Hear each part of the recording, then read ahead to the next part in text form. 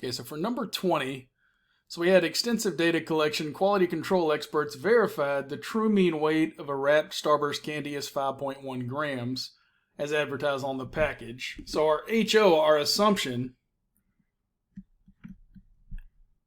is that the mean is 5.1.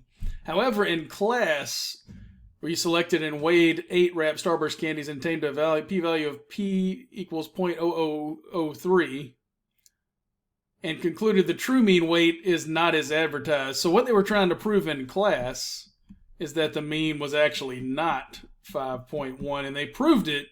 But what type of error could they have possibly made? What if they proved it and they were wrong?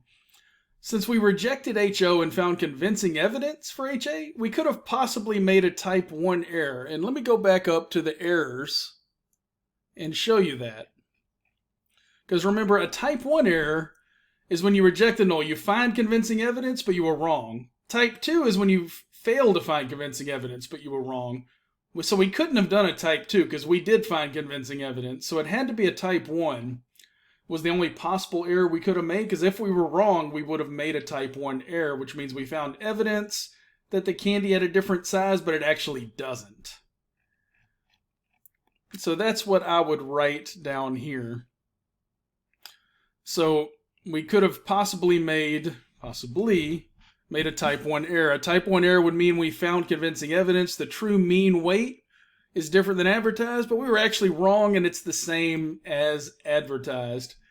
It's an easy problem to have, to make an error like this when you're doing a little experiment in class, because, people might be weighing it wrong. We don't exactly have experts weighing these things. So there is a decent chance we made an error on this right here. People were underweighing them or overweighing them, or just any sort of incorrect way, or they were being biased and putting in fake data. But yeah, there's a chance that we actually made an error on this test.